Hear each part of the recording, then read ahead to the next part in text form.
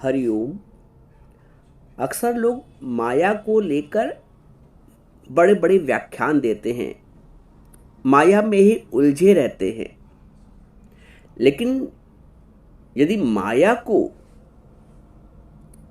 अध्यात्म के दृष्टिकोण से, यथार्थ ज्ञान के दृष्टिकोण से परिभाषित करें तो हम ये कह सकते हैं कि माया भगवान की एक शक्ति है जो भगवत विमुखों को, यानी कि जो भगवान की ओर उन्मुख नहीं है, जिनकी वृत्ति जो भगवत विमुखों को दंड देती है और भगवत सम्मुखों को माता के समान पोषण करती है। जो फिर समझो, माया भगवान की एक शक्ति है जो भगवत विमुखों को दंड देती है और भगवत सम्मुखों को माता के समान पोषण करती है। आपने देखा है कि भगवान विष्णु अक्सर चित्र में दिखाते हैं, भगवान विष्णु क्षीर सागर में लेटे हैं और माता लक्ष्मी उनके चरण दबा। तो जब हृदय में विष्णु तत्व प्रधान होता है तो माया सेविका का कार्य करती है। जब हृदय में प्रभु का तत्व, विष्णु तत्व प्रधान होता है तो माया सेविका का कार्य करती है। माया उलझाती नहीं है। जब आप प्रधान हुए, एक मालिक होता है तो एक सेवाधारी होता है। अब यदि हम सेवाधारी हैं तो अगला मायापति है, और हम अगर मायापति ही बनते हैं तो अगला सेवाधारी होगा। बोलते हैं, दादा भगवान हमारे बोलते हैं कि money is a good servant but a bad master. हमने मनी को गुड सर्वेंट की तरह ट्रीट किया है या बैड मास्टर की तरह। अगर हमने उसको सर पे चढ़ा लिया है तो बैड मास्टर। और यदि माया हमारे अनुसार चलती है, माया हमारे अनुसार कब चलेगी? जब हम अपने आप को प्रधान मानेंगे। हमने अपने आप को इतना क्षुद्र मान लिया है, इतना गौड़ मान लिया है कि माया मुख्य हो गई और हम गौड़ हो गए, क्योंकि हमने अपने सत्य स्वरूप को जाना ही नहीं, समझा ही नहीं, और जीवन पर्यंत माया को ही सब कुछ समझा। जो भगवत सम्मुख हैं, अब आप देखिए, मीरा जी के पास सब कुछ था, महारानी थी आप कह लो, परंतु वो भगवान के सम्मुख थी, माया से विमुख थी। माया के मध्य रहते हुए माया से विमुक्ता थी और प्रभु से सम्मुखता थी। ध्रुव के पास क्या नहीं था, लेकिन वो प्रभु उन्मुख थे, प्रभु के सम्मुख थे। प्रहलाद के पास क्या नहीं था, राजा का पुत्र था, परंतु वो प्रभु के सम्मुख था और माया से विमुख था। माया से विमुखता, देखो दो चीज हैं, एक तो माया से विमुखता और दूसरा प्रभु से सम्मुखता। जो माया से विमुख हैं वही प्रभु के सम्मुख हो सकते हैं। भले ही माया के मध्य में रहो, भले ही राजा जनक के रूप में रहो कि सारी राजाई अपनी, लेकिन प्रधानता प्रभु को।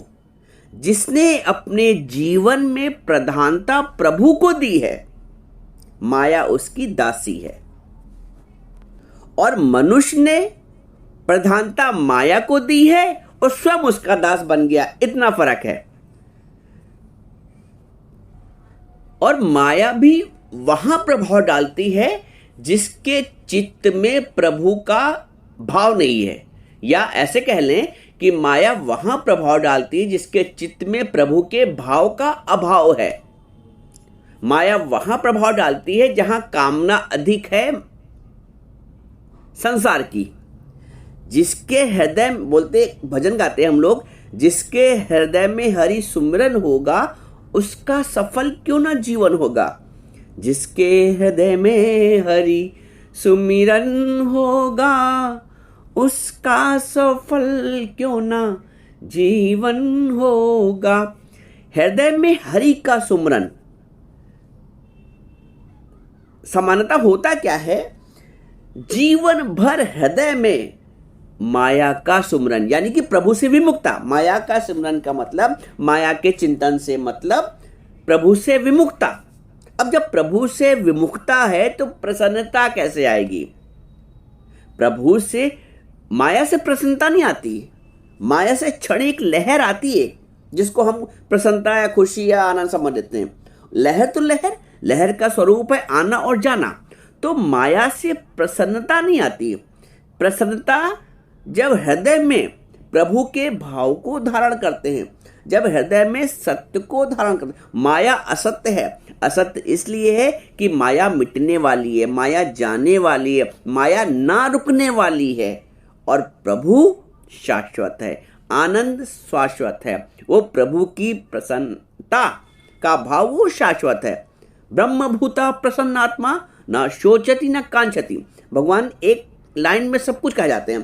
कहते हैं जो ब्रह्मभूता प्रसन्नात्मा, जो ब्रह्म का आचरण करने वाला है, जो भगवत भाव वाला है, वो प्रसन्न आत्मा है। और वो ना सोचता है, ना कुछ कामना करता है, ना इच्छा करता है, क्योंकि उसको प्रभु पे, प्रारब्ध पे, सत्य पे इतना अटूट विश्वास है। ना सोचती ना कांक्षती, ना वो कुछ शोक करता है, ना कुछ सोचता है, ना कुछ इच्छा करता है। और माया वाला सोचता भी है, इच्छा भी करता है। जब तुम कुछ चाहते हो तो सोचते हो, फिर ग्रहण करते हो, फिर त्याग करते हो, फिर दुखी होते हो। ये है माया का क्रम। जब कुछ चाहोगे तो सोचोगे, तो ग्रहण करोगे, फिर त्याग करोगे, फिर दुख होगा। प्रभु के चिंतन में ये नहीं है। प्रभु का सिमरन साधक के संग, जब तुम गुरु के संग आते हो तो प्रभु का सिमरन हो जाता है। प्रभु का सिमरन साधु के संग, उपजे चाह भी साधु के संग। ये नानक जी बोलते हैं कि जो प्रभु का सिमरन है, आप माया के बीच, माया के लोगों के बीच बैठकर प्रभु का सिमरन समानता नहीं कर पाते हैं, क्योंकि उनके पास वही बातें हैं। तो प्रभु, नानक जी बोलते हैं प्रभु का सिमरन साधु के संग, जिसने साधुकों के संग, जो मन को साध रहा है, जो अपनी वृत्ति को परमात्मा में एकाग्र कर रहा है, उसके संग ही प्रभु का सिमरन हो पाएगा। आगे कहते हैं उपजे चाह भी साधु के संग, और जो चाह उपजती है वो भी साधु के संग। अब आप यहाँ बैठकर ज्ञान सुनते हो तो अंदर से एक वृत्ति जागृत होती है जो प्रभु उन्मुख होती है, जो ये चाहती है कि हम सत्संग सुनते रहें, हमें ये वचन मिलते रहें, हमारी मानसिक पीड़ा खत्म होती रहे। वचनों को मानते ही जीवन बदलती है। तो यह सत्य की उत्कंठा, जिसके हृदय में सत्य की उत्कंठा है, उसके लिए कोई कुंठा नहीं है। जिसके हृदय में सत्य की उत्कंठा है, उसके लिए कोई कुंठा नहीं है। और जिसके अंदर माया की, संसार की, प्रलोभन की, राग की, द्वेष की चितवनाएं चल रही हैं, उत्कंठाएं हैं, उसका जीवन कुंठित ही कुंठित। आप देख लो, कितना पैसे वाला कोई हो, कितना भरा पूरा परिवार वाला हो, लेकिन पूछो क्या सुख है? सुख नहीं है। क्योंकि जिस ठाकुर सुख उपजे मन में, वो ठाकुर बिसराया। सुख के खातिर जोड़ी माया, पर सुख तो हाथ ना आया। और जिस ठाकुर सुख उपजे मन में, वो ठाकुर बिसराया। वो ठाकुर बिसरा हुआ है, जिसके कारण मन में सुख उपजता है। मैंने भाई बताया ना, सुख को समझो पहले। सुख है क्या? वो सुख सुख नहीं है जो आके चला जाता है। जैसे लहर आई और चली गई, वो सागर नहीं है। लहर जो आती और जाती है वो सागर नहीं है, वो भ्रमित कर रही है। हमें भ्रम हो रहा कि वो सागर नहीं, वास्तव में वो सागर नहीं, क्योंकि सागर ना आता है ना जाता। सागर शाश्वत है, सम्मत वाला है। लहर का स्वरूप है आना और जाना।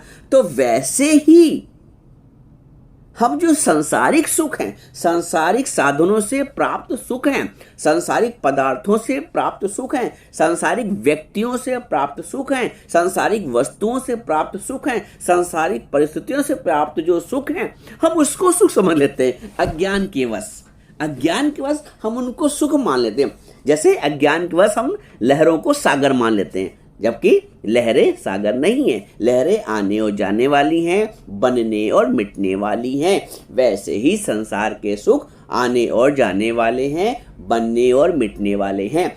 इतने जीवन में कितने सुख आए होंगे, क्या वो शाश्वत रहे हैं?